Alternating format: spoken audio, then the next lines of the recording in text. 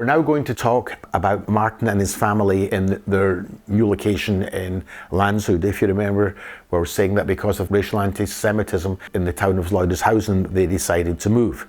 So they rent this property in 38 Siegallenstrasse, and Martin and his parents, Guido and Babette, are on the first floor.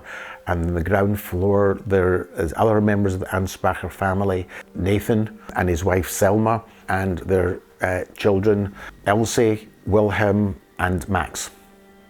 We then have the horrific events of 9th, 10th November 1938, when the Nazi Party unleashes this huge wave of violence against Jewish people and Jewish property all over Germany and Austria.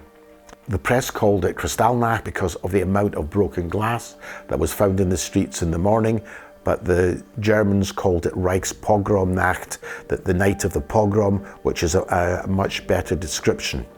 To give you an idea of what it was like to be in your house when stormtroopers forced their way into your property in the morning, I'm going to let you listen to my dad's audio description of what happened. Now remember, these people have committed no crimes.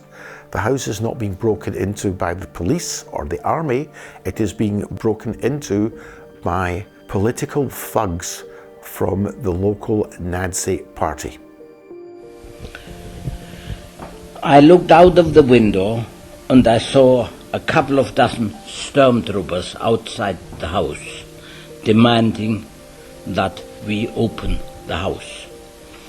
I woke up my father, my mother.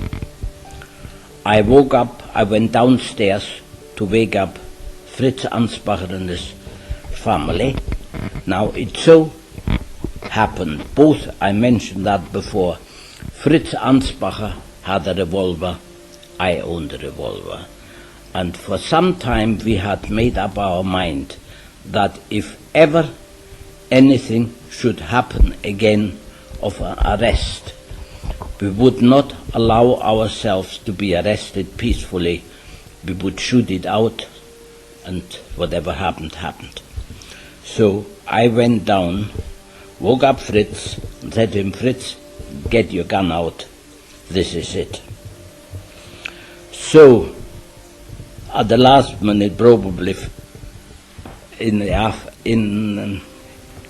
afterthought, he was right.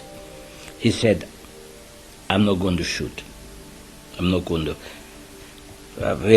I'm not going to be part of defending the house." We had made plans. One of us would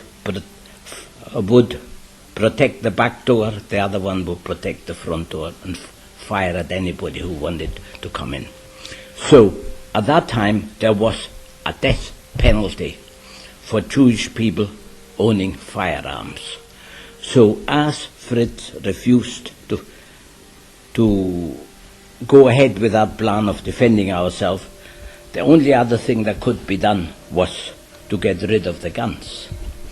So while the stormtroopers were battering at the house door, I went up into the loft and I managed to hide the two revolvers with all the ammunition up in the rafters. And while I was up there, they had of course broken into the house, but I managed to come down from the loft just in time that they didn't see me where I was. So as I came out, they were already coming upstairs, and they were behaving really like how should I say, terribly offensive. They were hitting everything. There was a dog in the house who really was a very vicious dog, and they kicked that dog in such a way that that dog, for a week afterwards, that dog didn't come out of a corner. So the first thing, that they were hitting my father, and my father lost the hearing in one ear. He had blood coming out of his ear, Then they hit my I forgot to mention that my grandmother from Ansbach, who was my mother's mother, had been with us or staying with us for 2 weeks already, because she had been forced to sell her house in Ansbach. So she was at that time about 74 or 75 years old. And they hit her with a rubber truncheon across the face, right over her eyes. And her face swelled up, and she was later on under medic attention, and she almost lost the sight of her eyes. But when I saw that they were hitting my grandmother, I told them they were behaving in a despicable manner, and then they were trying to go for me, and the leader of the stormtroopers, whom I knew from sight, he was in a head post office on the parcel counter. He was trying to hit me, and then I hit him back, and I knocked 2 teeth down knocked two of his teeth out. And after that, he and 3 others took me to my bedroom. They locked the door, and they went for me, and I never thought I would get out alive. They hit me while I was lying on the bed, and they knocked me to the ground. They kicked me with their feet. Eventually, one of the other stormtroopers said to that fellow who was in the post office, "I think he's had enough, let him go now." So they did stop. I came out. So I don't know how long that whole thing lasted, but I know by about 5:30 or 6 o'clock, all of us who had been in the house were frog-marched to the